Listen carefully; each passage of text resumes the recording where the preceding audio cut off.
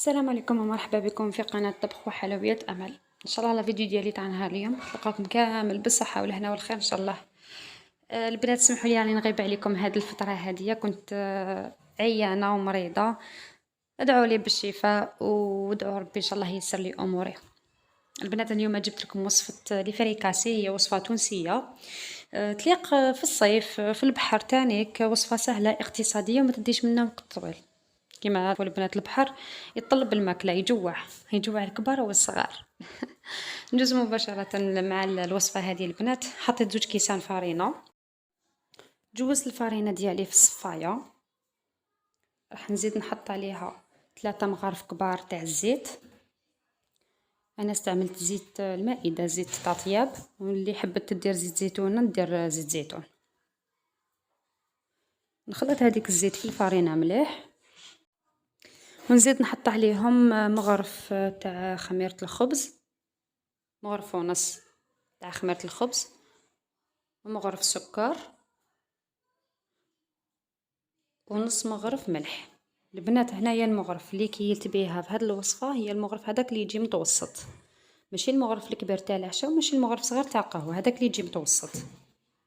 هنايا نزيد عليهم مغرف تاع لاليفور، خميرة الحلويات.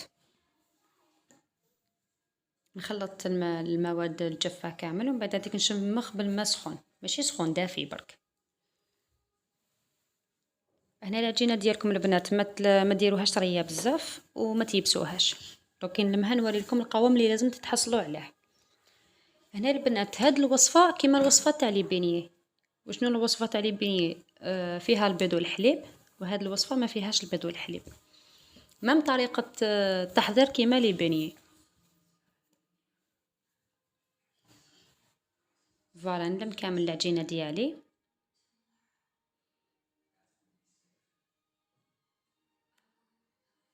البنات تعيش، وإلا عجبتكم لا فيديو ما تنسونيش بلايك جيم لا فيديو باش تطلع مع اقتراحات اليوتيوب.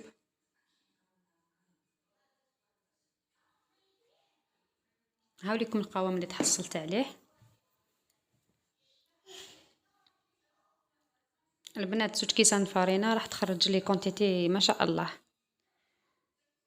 نغطيها بطرشونه ونخليها تخمر. هنا خليتها خمرت لي واحد ل4 ساعه هكذاك. ندير الفرينه فوق البلون طرافاي ديالي ونحل عجينتي.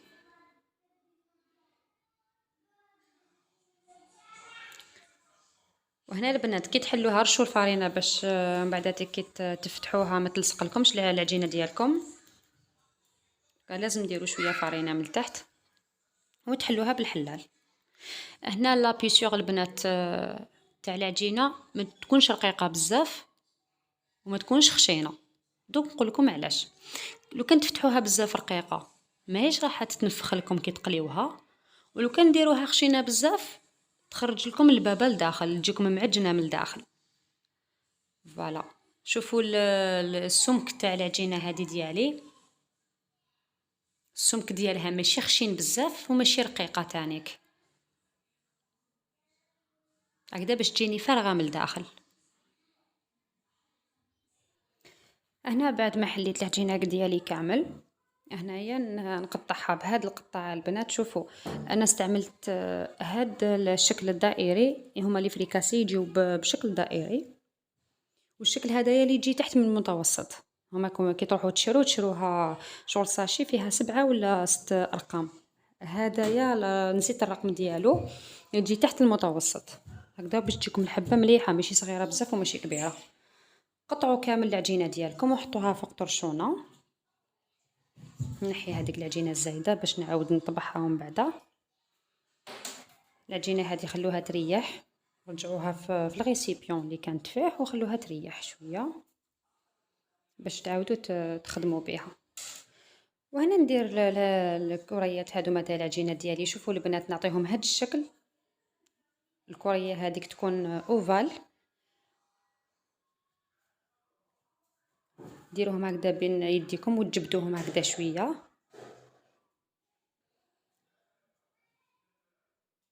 وخلوهم يخمروا. نكملوا العجينه ديالكم كامل بنفس الطريقه، وشوفوا السمك تاع العجينه البنات، شوفوا السمك ماشي رقيق بزاف وماشي خشينه تاني، قيس ما تزيد تخمر تجيني هايله. هنا غطيت كامل هذيك العجينه ديالي البنات وخليتها خمرت لي مده 10 دقائق، وهنا بديت نقلي فيها. هنا نقلي في هذه الكاسرونه البنات هكذا باش ما تديليش بزاف الزيت وتجيني شغل غامقه. شوفوا البنات كيفاش يتنفخوا في الزيت. هنايا تعرفوا بلي العجينه ديالكم تاع لي فريكاسي ناجحه 100%. هنا كي ديروها تتقلى غير ديروها في الزيت هذاك سخون وتنقصوا النار، بيان سور ما ديروش نار قويه، غير ديروها في الزيت تنفخ لكم هكذا يا البنات. جاوني كيما لي بيني، قلت لكم الوصفه تاع لي فريكاسي ما تختلفش بزاف على الوصفه تاع لي بيني. هنا بعد ما كملت كامل لي فريكاسي ديالي بالقليان، هنا جيت باش نحشيهم. هنا البنات الحشوه تبقى اختياريه ليكم، حشيوها بالشي اللي بغيتو. هنا حبيت الحشوه تكون صحيه، هنا ايفيتيت القليان وكامل. وتانيك هذه هي الوصفه الاصليه تاع لي فريكاسي، تجيب هكذايا، هذه هي الوصفه الاصليه ديالها. هنا درت بطاطا مغليه، قطعتها هكذا دي بتي كاري وغليتها، زدت عليها بيض مغلي، زدت عليها مغرف كبير تاع لا مايونيز، ولا عندكم فرماج هذاك اللي تاع البيدون، فرماج هذاك اللي يجي طري، تزيدوا مغرف كبير تانيك في بلاصه المايونيز، وشلاضه وطوماطيش وزيتون. وهنا كان عندي شويه زدر تاع الدجاج كان بقالي، زدتو. لا حبيتو تحطو في بلاصه الزدر تاع الدجاج هذاك تقدروا تحطوا الطون ولا لي زونشوا ولا كيما واش تبريفيرو نتوما ديروا في الحشوه ديالكم. دوك نقطع معكم حبه وتشوفوها كيفاش خرجت فارغه من الداخل. شوفوا البنات كيفاش خرجت لي فارغه، ماشي كامل معجنه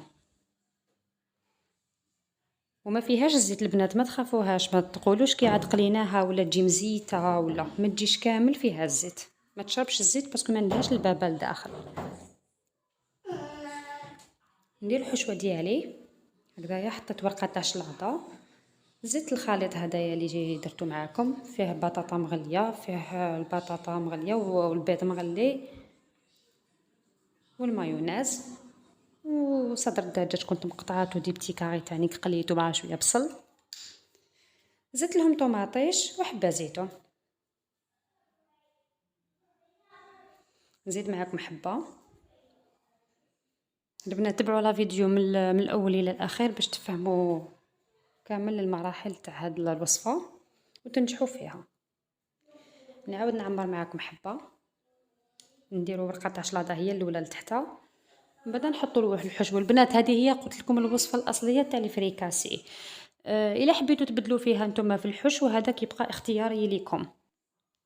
فوالا بعد ما كملت كامل لي فريكاسي ديالي حشيتهم بهذه الطريقه وستفتهم. نتمنى ان شاء الله البنات تجربوها وتنال اعجابكم، وغير هذه الوصفه اللي تسلككم خاصه في البحر وكامل. البنات الى عجبتكم الوصفه ما تنساوش ديروا جيم لا فيديو، اللي مازال ما اشتركتش في القناه نقولها اشتركي وفعلي زر الجرس ليصلك كل جديد. تهلاو لي بزاف بزاف بزاف في روحتكم، وما تنساونيش بالدعاء، والى وصفه قادمه ان شاء الله. مع